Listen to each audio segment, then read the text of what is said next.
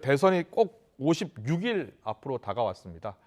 그리고 대선 후보 지지율이 계속 출렁거리고 있습니다. 오늘 나온 YTN 리얼미터 여론조사를 보면 접전 중인 이재명, 윤석열 후보 지지율에 그동안 약보합세를 보였던 안철수 국민의당 대선 후보 지지율 급등세를 보이고 있습니다. 이렇게 지지율이 출렁이면서 야권 단일화에 대한 관심도 커지고 있죠. 최창렬 용인대 교수, 노동일 경희대 교수님과 함께 자세히 분석해 드리겠습니다. 어서 오십시오. 안녕하세요. 안녕하세요. 안녕하세요. 안녕하세요. YTN 리얼미터 여론조사 조금 전 소개를 해드렸는데요. 이재명, 윤석열 두 후보는 오차 범위 내에서 계속 접전입니다.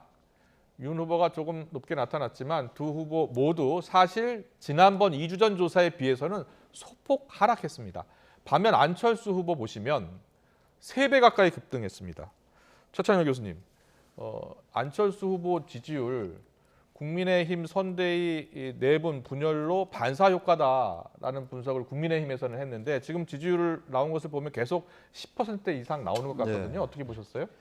기본적으로 우리 유권자들 인식 속에는 이 거대 양당 체제, 거대 양당에 의한 이른바 독점 카르텔 체제에 대한 비판 의식이 분명히 있어요. 있는데 이런 부분들을 제3지대 후보들이 잘 빨아들이지 못했던 거죠. 예. 그런 인식이 있는 터에 연말 연초에 윤 후보 관련된 여러 가지 리스크가 많이 나왔잖아요. 선대위 내분도 있었고 윤 후보 본인의 리스크도 있었고 말실수 같은 것들, 또 가족의 리스크도 있고 이런 것들 때문에 윤석열 후보에서 이탈한 표가 일단 부동층에 머물러 있다가 유동층으로 머물러 있다가 그 표가 이제 안 후보의 존재감 같은 것을 확인한 것 같아요. 안 후보는 원래 있었습니다만 안 후보는 가능성이 없다라는 인식이 많았었는데 이제 안철수 후보도 가능성이 있네, 단일화 등 여러 가지를 통해서 라는 것들이 두 가지 기본적인 인식과 이 인식이 같이 결합되면서 안철수 후보가 이제 2강 1중, 양강이라고 하긴 좀 어렵게 됐죠. 이제 2강 1중, 양강 1중 체제를 서서히 구축하는 게 아니냐 이렇게 생각을 합니다. 그렇군요. 최창렬 교수님은 안철수 후보의 재발견 아니냐 이렇게 보고 분석해 주셨습니다. 노동일 교수님은 이번 여론조사 결과를 어떻게 보셨어요? 글쎄요, 이렇게 여론조사에 일희일비하고 여론조사가 정치의 모든 것인 것처럼 지금 되는 것은 사실 바람직한 트렌드는 아니에요, 사실은. 본질을 분석하고 이렇게 얘기해야 되는데 이런 것들이 너무 좀 여론조사가 모든 걸 좌우한다. 이런 거는 별로 바람직한 건 아니다. 먼저 말씀드리는데요. 그러나 현실은 어쩔 수 없는 거죠. 이렇게 여론조사에서 일희일비하고 여론조사가 결국 좌우를 하는 건 현실이 됐으니까 이런 걸 먼저 보면 어쨌든 그 윤석열 이 후보로서는 상당히 좀 고무적인 조사겠죠. 고무적인 조사고 어쨌든 그런 것의 가장 큰 그 이유는 내분 정리죠. 아무래도 매일같이 볼썽사나운 모습을 보이는 것이 나오다가 결국에는 안정된 그런 당 모습을 보이는 것이 가장 중요한 상승 요인이라고 보여지고 안철수 후보 저도 그렇게 생각합니다. 안철수 후보가 있었구나라고 생각을 하거든요. 사람들이 지금 처음 이번 대선 예상은 워낙 양극단으로 양 후보가 대립을 하기 때문에 양 진영이 대립을 하기 때문에 오히려 제3지대 존재감은 더 적어지지 않겠느냐. 그래서 제3지대 후보는 아예 처음부터 존재감이 없을 것이다. 이런 쪽의 예상이 많았거든요. 그런데 지금 뭐 아시다시피 이재명, 이재명 두 후보가 워낙 그 비호감도가 높은 그런 상황이기 때문에 안철수 후보에 대한 어떤 그 관심도가 상당히 높아진 그런 상황이고 이런 추세는 전 상봉은 갈 거라고 보여지고요. 한 가지 좀 중요한 것은 윤석열 후보가 이제 오르면 안철수 후보가 떨어질 거다 이렇게 예상을 했었는데 연동돼 있다고 했는데 그것도 완전히 되지 않은 것 같아요. 그러니까 안철수 후보의 자력에 의한 어떤 지지도 상승 이것도 상당히 좀 주목할 부분이다 이런 생각입니다. 알겠습니다. 계속해서 연령대별로 좀 보여드리겠습니다. 2030 표심이 중요하다 다들 이야기하고 있는데요. 저희가 연령대별로 조사를 했는데 20대 같은 경우에는 윤석열 후보가 41.3, 안철수 21.3, 이재명 19.7 나왔고요. 30대 같은 경우에는 이재명 38.8, 윤석열 28.9, 안철수 15.7로 나왔습니다. 자, 최창렬 교수님, 연령대별 대선 후보 지지도 나오고 있는데요. 20, 30대 지지율을 보면 조사 기간마다 조금씩 다르게 나타나고 있는 것 같아요. 20, 30대가 여기도 그렇습니다만 이제 안철수 후보 쪽이 좀 다른 세대에 비해서는 좀 높게 나오는 편이에요. 그렇네요. 20, 30대가. 20, 30대가 대체로 지금 이제 우리가 분석할 때 좀 보수화됐다라는 표현을 많이 썼어요. 2030이 과거 선거 때는 좀 진보적인 성향을 띄워왔는데 최근엔 전혀 그렇지 않다라는 거죠. 특히 2030의 이 투표 성향이 굉장히 변동이 심해요.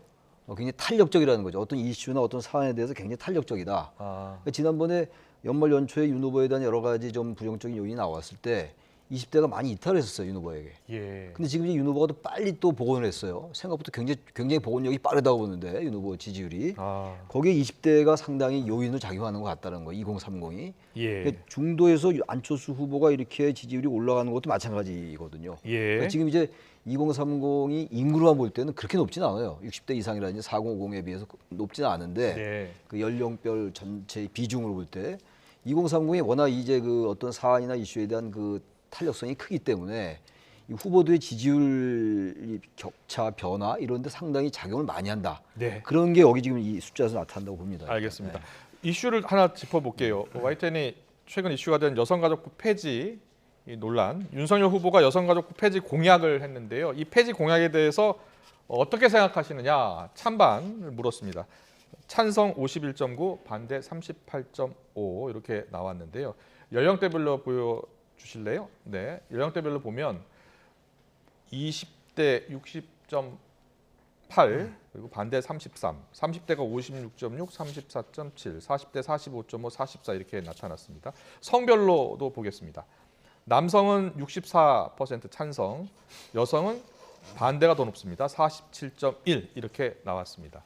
노동현 교수님, 여성가족부 폐지 찬반 여론조사 이 결과는 어떻게 분석하세요? 근데 아까 그 최 교수님께서 20대의 보수화라고 말씀하셨는데 저는 그런 건 좀 동의하기 어렵고요.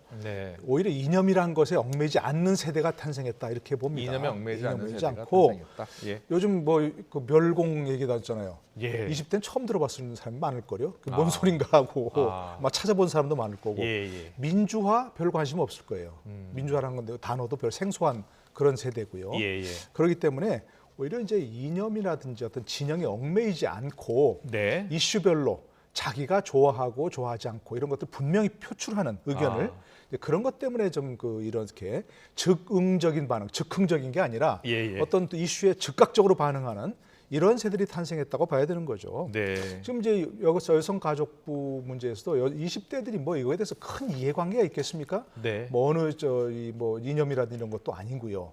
근데 지금 최근에 나왔던 여성가족부에 대한 비판 여론, 최근에 문재인 정부 들어와서 미투에 대한 제대로 대응하지 못하고 어떤 진영에 얽매이는 그런 모습을 보이는 그런 것에 대한 어떤 찬성 여론이 더 많겠죠. 그런 것에 이념이라든지 이런 것보다도. 근데 여기 아까 좀 여성, 남성 보여주셨지만 20대 남성들, 특히 남성들은 여성가족부 폐지에 강력하게 적극적으로 찬성하고 있고 반면에 여성들은 반대도 많지만 찬성도 많은 것은 반대 여론이 적극적이지 않고 그에 대해서 뭐 이렇게 그 적극적인 찬성 의견이나 반대 의견을 표지하지 않는 그런 게 많이 작용했다고 보여집니다. 그러니까 한마디로 말해서 20대들은 앞으로 또 출렁이 가능성이 많다는 거죠.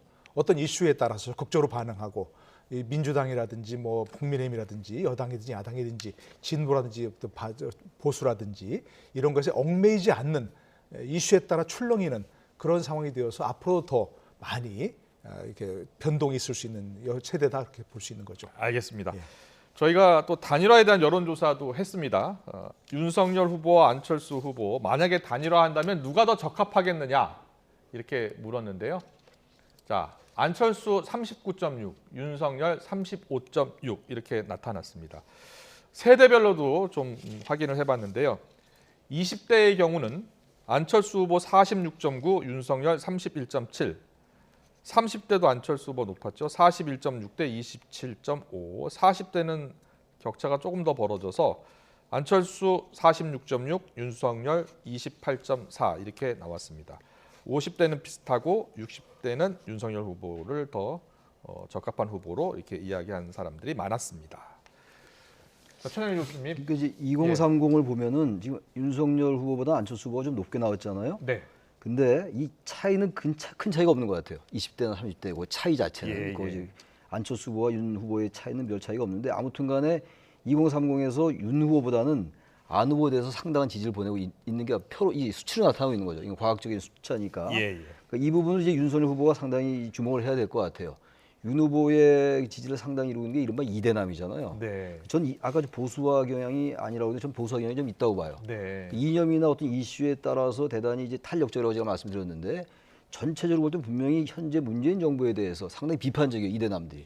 그러다 보니까 보수화라고 말씀드린 것이고. 그렇군요. 큰 문제는 아니고 아무튼간에 2030의 이 지지율이 윤 후보로서는 이게 자꾸 이제 안 후보한테 가게 되면은 현재는 윤석열 후보가 안철수 후보보다 지지율이 높게 나오는데 다자구도에서 높게 나온다 하더라도 단일화 국면으로 갈 때 윤 후보가 오히려 단일화를 꺼려할 수가 있다는 거예요. 네. 아예 안철수 후보의 지지율이 낮으면 어차피 이번에 양강의 그 박빙으로 간다는 전망이 지배적인 상황 속에서 네. 우리 안 후보로서도 한 4%나 5%밖에 안 나온다면은 단일화 함으로써 뭔가 정치적 입지를 모색할 텐데 10% 이상 나오니까 안 후보도 단일화 말고 뭔가 새로운 역할을 하려 할 것이고 네. 윤 후보는 반대로 단일화해서 만에 하나 질 수도 있다는 생각할 수가 있다는 거예요. 예. 오히려 지금 안철수 후보의 이 지지율이 10% 이상을 갖는 10에서 15% 왔다 갔다 하고 이 지지율이 고착화된다면 전 단일화가 오히려 어려워질 수 있다. 그러나 단일화 이따 얘기 나올지 모르겠는데 그러나 단일화를 하지 않고는 이런 수치를 볼 때 이재명 후보를 이기는 대단히 어렵지 않겠는가 그런 생각이 듭니다. 알겠습니다. 저희가 정당별 지지층 그리고 무당층 이렇게 따로 한번 알아봤습니다. 더불어민주당 지지층에서는 윤석열, 안철수 후보 중에 누가 더 적합하게 생각하느냐 물었더니 더불어민주당 지지층에서는 안철수 47.8, 윤석열 8.7 이렇게 나왔고요. 국민의힘 지지층에서는 윤석열 70.2, 안철수 24.2 이렇게 나왔습니다.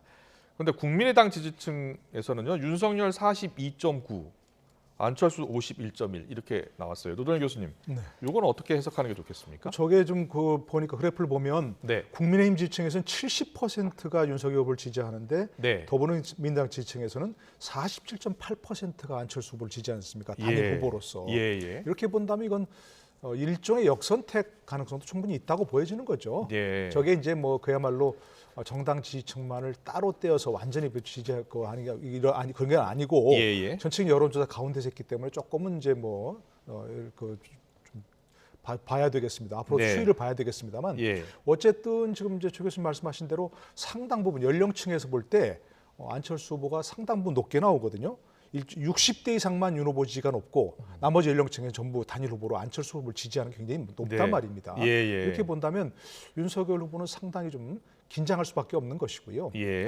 지난번에 이 당내 경선에서도 봤을 때 윤 후보 같은 경우는 지금 홍준표 후보에게 일반 여론조사에 뒤졌지 않습니까? 그것을 이제 일종의 역선택도 있다고 하지만 역선택이 모든 걸 좌우하는 건 아니다. 일부 있다고 하지만 그것만 가지고 저런 여론조사를 폄하할 수는 없다. 그렇기 때문에 윤 후보가 단일 후보로서 본인의 적합성 이것을 앞으로 계속해서 호소해 나가고 저런 여론조사에서도 상당히 높은 지지도가 나와야만 단일화하는 데 오히려 더 유리할 수 있다. 이렇게 생각할 수 있는 알겠습니다. 거죠. 저희 여론조사를 좀 자세히 분석해 드리고 있는데요. 윤석열, 안철수 어떤 후보로 단일화가 되면 대권 이재명 후보와 비교를 했을 때 어떻게 나오나 이렇게 봤는데 일단 이재명 후보와 그리고 단일 후보 윤석열 이렇게 나왔을 경우에는 43, 38 이렇게 나왔고요. 안철수 후보로 단일화 시 가상 대결은 이재명 33, 안철수 42.3 이렇게 나왔습니다.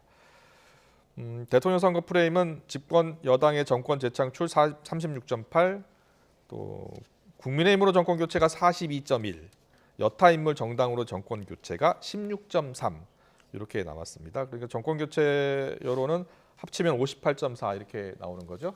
최창렬 교수님, 이 여론조사에서 주목할 점은 어디가 되겠습니까? 그러니까 이제 그동안 계속 정권 교체론이 높았어요. 정권 유지론보다. 그러나 최근에 윤 후보 지지율 정체나 하락과 관련해서 어떤 아주 일부입니다만 정권 교체론이 약간 낮은 것도 있었어요. 전반적인 추세는 이제 정권 교체론이 높은데 다시 말하면 정권 교체론이 높게 나타나고 낮게 나타나는 게 윤석열 후보의 지지율과 연동돼 있다라는 느낌이 들어요. 최근에 이제 연말 연초에 부진을 벗고 윤 후보가 일단 정상 궤도로 돌입을 했어요. 일단 그 복원력이 빠르다고 제가 말씀드렸는데 그 상황이 되니까 정권 교체론이 다시 늘어난 거거든요. 일단 정권 교체론이 일관되게 높다라는 게 하나가 있고 또 하나가 보다 중요한 게 안철수 후보로 단일화되든 윤석열 후보로 단일화되든 이재명 후보를 이긴다는 거예요. 이건 지금 여당 쪽에서 상당히 이건 심각하게 받아들일 수밖에 없다. 그러니까 단일화를 하지 않고는 다자구도에서 분명히 이재명 후보가 좀 앞설 가능성이 있는데 네. 다자구도가 아니고 단일화가 됐을 때 보수 아무래도 안철수 후보가 민주당과 단일화되기는 어렵거든요. 왜냐 안 후보가 계속 얘기하는 게 정권 교체론이기 때문에 민주당도 안 후보에다가 일정 부분 러브콜을 한다 하더라도 일단 안 후보와 윤 후보의 단일화를 전제로 한다면 지금 안이 됐건 윤이 됐건 단일화가 된다면 이재명 후보는 대단히 어렵다. 그게 이제 이 조사로 나타나는 게 아니냐 이렇게 생각합니다. 알겠습니다. 최근 지지율 상승에 자신감을 얻은 안철수 후보 같은 경우에는 뭐 민주당 그리고 국민의힘을 향해서 견제 수위를 높이고 있습니다. 어떤 말을 했는지 오늘 어떤 말을 했는지 듣고 오겠습니다. 우리나라 가장 큰 폐해, 우리나라의 발전을 막고 있는 것이 기득권 양당이라고 생각합니다. 기득권 양당의 기준이 맞고 틀리고가 아니지 않습니까? 자기 편이냐 아니냐입니다. 자기 편은 틀려도 보호하고 다른 편이면 세종대왕이나 이순신이라도 나쁜 놈으로 취급하는 그런 판단 기준이 나라를 발전시킬 수가 있겠습니까? 저는 지금까지 거짓말을 하지 않았습니다. 정치 10년 하면서 어떤 추문에도 휩싸이지 않았습니다.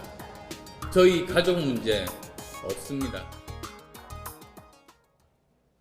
네, 안철수 후보 거짓말하지 않았고 정치를 10년 하면서 어떤 추문에도 휩싸이지 않았다. 특히 가족에 문제 없다라는 점을 좀 강조한 것 같습니다.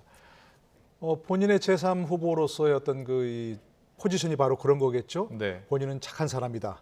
그야말로 거짓말, 추문, 가족 문제 하나도 없다. 이런 걸 뭐 강조할 수밖에 없는 상황이고요. 현재로서 아까 좀 표정 나왔지만 굉장히 고무된 표정인 것 같아요. 그죠? 그렇네요. 예, 예. 고무된 표정이고 어쨌든 좀 전에 말씀하셨지만 어쨌든 전체적으로 봐서 정권 교체는 높고 네. 이번 YTN 조사도 보니까 58.4%인데 가장 높은 그런 것 같아요. 예. 윤석열 후보 지지율이 떨어질 때 정권 교체론이 떨어졌었거든요. 네. 근데 윤석열 후보 지지율이 높아지면서 다시 정권 교체 기대가 높아졌다고 볼 수밖에 없는 것들이죠. 그러니까 아까 얘기했지만 누구로 단일화되느냐는 이제 차후 문제고 어쨌든 단일화만 되면 모든 것이 이제 정권 교체론을 휩쓸어 구도가 가장 크게 승리할 수 있다는 구도가 되는 거니까 어쨌든 현재 앞으로에서는 상수가 바로 단일화 문제고 단일화되면 여권 후보로서는 이재명 후보로서는 승리하기 어렵다는 걸 보여주는 거죠. 현재로서는 그렇다는 얘기입니다. 알겠습니다. 현재로서는 그렇다. 여론조사에서 보면 이렇게 이야기해 주셨는데 윤석열 안철수 후보의 단일화 여부가 역시 이번 대선에서 최대 변수로 떠올랐는데요. 특히 최근 지지율이 급상승하고 있는 안철수 후보 사실 과거에도 여러 차례 단일화 승부수를 띄운 바 있기 때문에 이번에 어떤 선택을 할지 관심이 모아지고 있습니다. 엄지민 앵커가 안철수 후보의 지난 과거 단일화 사례를 좀 정리해봤습니다. 최근 기자들이 안철수 후보에게 하는 질문 중 빠지지 않는 게 있습니다. 바로 단일화 하실 겁니까라는 건데요. 최근 지지율이 10%대로 올라서면서 단일화 여부에 자연스럽게 관심이 높아진 겁니다. 안철수 후보의 대권 도전은 이번이 세 번째, 서울시장 선거에도 2번 출사표를 던졌습니다. 그때마다 안 후보를 따라다닌 꼬리표는 바로 단일화였습니다. 단일화 논의 초기, 안철수 후보는 어떤 대답을 했을까요? 완주하실 겁니까? 끝까지 가실 겁니까? 건너온 다리를 불살랐습니다. 반 문재인 후보 단일화 하라는 얘기 과장하지 않고 그동안 1000번은 더 들었습니다. 하지만 그럴 수 없었습니다. 제가 표를 더 얻기 위해 단일화하는 것은 국민의 뜻이 아님을 알고 있었기 때문입니다. 철수는 없다 이런 말씀이신 거죠? 제 이름이 안철수 아니겠어요? 연설은 비장하게 하셨는데 매번 이제 단일화 과정에서 좀 중도 하차하시는 경우가 있어서 매번 아닙니다. 완주 의사가 확실하게 있으신지 완주하실 건지. 저는 당선을 목표로 나왔습니다. 제가 정권 교체할 겁니다. 건너온 다리를 불살랐다면서 의지를 드러내기도 했는데 결과는 어땠을까요? 먼저 2011년 서울시장 선거와 2012년 대선 때로 가보겠습니다. 그래서 저는 이번 서울시장 보궐선거에 출마하지 않기로 했습니다. 지난 2011년 당시 성공한 CEO로 정치에 입문한 안철수 후보는 무상급식 주민투표 결과로 물러나게 된 오세훈 당시 서울시장의 자리를 놓고 박원순 변호사와 경쟁합니다. 여론조사 지지율로는 안 후보가 훨씬 앞섰지만 미미한 지지율이었던 박원순 후보에게 통 큰 양보를 하면서 아름다운 양보라는 평가를 받았습니다. 저는 얼마 전 제 모든 것을 걸고 단일화를 이루어내겠다고 말씀드린 적이 있습니다. 제가 후보직을 내려놓겠습니다. 이듬해인 2012년 18대 대선에선 문재인 후보에게 눈물의 양보를 했는데요. 경선 규칙 등 순탄치 않은 단일화 과정을 거치면서 합의가 안 되고 갈등만 커지자 안철수 후보는 경선도 하지 않고 스스로 물러나겠다고 선언했습니다. 하지만 사퇴 후 문재인 단일 후보의 선거운동을 적극적으로 돕지 않았고 투표 당일엔 미국으로 향했습니다. 문 후보가 박근혜 후보에게 패하면서 일부 책임론이 제기되기도 했습니다. 두 번의 연이은 철수를 한 안철수 후보. 5년 전 19대 대선에서도 단일화 논의가 없었던 것은 아니지만 철수하지 않았습니다. 보시는 것처럼 배당을 만취해 지하철을 타고 돌아다니면서 직접 시민을 만나는 등 뚜벅이 우세로 제2의 안풍을 노렸지만 홍준표 후보에 이어 3위로 대선을 완주했습니다. 그간의 경험이 쌓인 안철수 후보. 지난해 서울시장 보궐선거에선 야권 단일화 경선까지 참여했는데요. 국민의힘 오세훈 후보와 여론조사 끝에 패했고 적극적으로 오세훈 후보를 도우면서 과거 18대 대선 때와는 달라진 모습을 보였습니다. 국민들께서 누가 더 확장성이 있고 정권 교체가 가능한 후보인지 판단해 주실 거라고 믿습니다. 네, 안철수 후보의 오늘 발언이었습니다. 얼마 전까진 단일화에 관심이 없다고 했지만 오늘은 국민들께서 판단해 주실 거라고 이야기하면서 단일화 가능성을 열어두기 시작했습니다. 지난 10여 년 동안 주요 선거 때마다 단일화 논의 중심에 있었던 안철수 후보. 자, 이번엔 대선에서도 어김없이 지지율을 등에 업고 단일화란 최대 변수의 중심 인물로 떠오르고 있습니다. 네, 선거를 2달도 남겨놓지 않고 안철수 후보의 지지율이 10%대 넘게 나오면서 확실히 단일화 가능성에 대한 그런 기자들의 질문이 쏟아지고 있습니다. YTN도 관련해서 단일화 가능성을 묻는 여론조사를 했는데요. 단일화 가능성 가능하다가 43.5고 불가능하다가 47.1로 이렇게 나타났습니다. 국민 여론조사는 일단 단일화가 어려울 것이다가 더 많게 이렇게 나타났습니다. 자, 노동현 교수님, 단일화 가능성 지금 뭐 여론조사는 높지 않은 것으로 나타났어요. 불가능 47.1, 가능 43.5. 어떻게 보셨어요? 저기도 혹시 정당별 지지도를 좀 따져봤으면 어떤 정당을 지지하는 사람들이 저런 응답을 했는가 다를 수 있다고 보여지는데요. 네네. 저는 뭐 상수라고 보여집니다. 안 할 수가 없다. 아까 그 이유는 말씀드렸고요. 근데 이제 저도 좀 전 앵커가 저 소개하실 때 저도 꽂힌 단어가 바로 국민들께서라는 거거든요. 국민들께서 판단해 주실 겁니다. 하겠다는 얘기입니다, 사실은. 하겠다는 얘기다. 하겠다는데 자기가 하겠다는 얘기, 자기가 승리하겠다 하는 얘기거든요. 그렇죠. 안철수 후보는 본인이 단일 후보로 나가겠다고. 그러니까 안철수 후보의 지지율이 높아지는 게 오히려 청신호라는 얘기입니다. 단일화에서. 높아지는 게 본인이 만약에 뭐 10%도 안 된다면 단일화 하는 건 당연히 본인이 사퇴하는 것, 패하는 걸 전제로 하는 건데 본인의 지지율이 상당히 높아지면 15% 이상 되면 본인을 이길 수도 있다. 그리고 아까 얘기한 단일 후보로서 오히려 더 경쟁력 있다. 이런 여론조사가 나오면 나올수록 단일화가 더 쉽게 되는 거죠. 그렇군요. 그러니까 안철수 후보가 승리할 가능성도 있어야 하는 것이고 첫 번째 전제가. 두 번째는 윤석열 후보도 마음을 비워야 됩니다. 정권 교체가 더 중요하다. 내가 승리하는 것보다. 이런 공감대가 서로 형성이 돼야 되는 거죠. 그러려면 사실은 지금부터 어떤 안철수 후보 측과도 접촉이 있어야 되는 거죠. 막판에 가서 두 사람이 만나서 뭐 단판을 지은다, 그건 안 되는 겁니다. 지금 예를 들어서 김한길 전 대표, 민주당 대표를 끌어들였던 것도 그렇고 굉장히 뭐 일종의 정치적 멘토로 지금 역할을 하고 있다는 거 아니겠습니까? 그런 것도 그렇고 두 번째는 김민전 교수가 한때 선대위원장이었죠. 공동선대위원장이었죠. 공동선대위원장이었는데 지금 물론 이제 선대위가 해체됐습니다만 뭐 역할을 일종의 하고 있을 거 아니겠습니까? 안철수 후보와 상당히 좀 친하다는 두 사람이 어떤 역할을 하고 있을 거로 저는 그렇게 생각합니다. 알겠습니다. 자, 이처럼 야권 단일화가 최대 변수로 떠오르자 안 후보를 향한 민주당의 견제도 지금 최근 강화되고 있습니다. 강병원 민주당 최고위원의 발언을 듣고 오겠습니다. 우리 국민들이 안철수 후보에 대해서 갖고 있는 굉장히 희화화된 이미지가 있다고 생각합니다. MB 아바타입니까? 예. 그다음에 가철수로 대표되는 안철수 후보가 갖고 있는 굉장히 희화화된 이미지가 있는데요. 끊임없이 철수의 DNA를 갖고 있는데 그게 2011년 서울시장 때도 그렇고 2012년 17년 대선 때도 그랬고요. 2018년 지방선거 때도 그렇고 작년 4.7 재보궐선거까지도 그랬습니다. 국민의힘 입장에서 한번 생각해 보십시오. 예. 안철수 후보에게 단일화가 된다는 것은 제가 봐서는 국민의힘이라고 하는 이 70년 제1야당이 저는 공중분해되는 거죠. 그렇죠.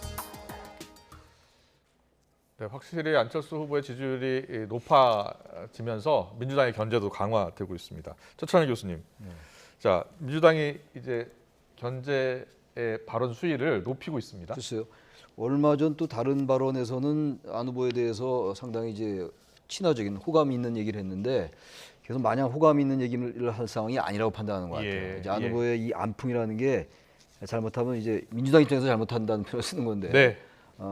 태풍이 될 수 있다라는 판단을 하는 것 같아요. 지금 강병원 최고위원의 발언은 그렇잖아요. 그래서 안풍이 태풍이 되지 않게끔 적절히 견제를 하는데 또 과하게 또 올라가는 것도 좀 너무 떨어지는 것도 아마 민주당에서는 바람직하지 않게 생각할 수 있어요. 그러니까 단일화가 되지 않게끔 아주 그 최적화된 지지율을 바랄 거예요, 민주당은.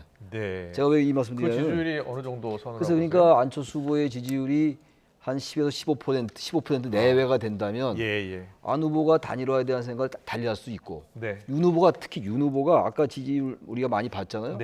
안철수와 윤 후보 어느 쪽으로 단일화될 때 이재명을 더 이기냐 할 때 두 명 다 이긴단 말이에요. 그러니까 그러니까 윤석열 후보로서는 잘못 단일화를 하면은 이게 역선택도 있기 때문에 그야말로 여론조사로 갈 수밖에 없다면 역선택이 존재한다면은 윤석열 후보가 질 수 있다는 판단을 할 수가 있다라는 거예요. 윤석열 진영에서 그렇게 되면 의외로 단일화가 어려울 수 있는 거거든요. 그러니까 아마 민주당은 그걸 적절히 조절하면서 한 번은 비판했다가 언제는 또 올려주고 아마 이런 전략으로 나올 가능성이 크다 그렇게 생각합니다. 네, 알겠습니다.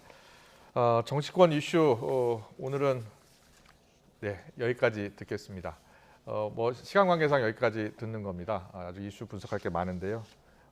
다음 기회에 또 이야기 더 나누겠습니다. 최창열 영인대 교수님, 노동일 경희대 교수님과 함께했습니다. 감사합니다. 고맙습니다. 고맙습니다. 고맙습니다.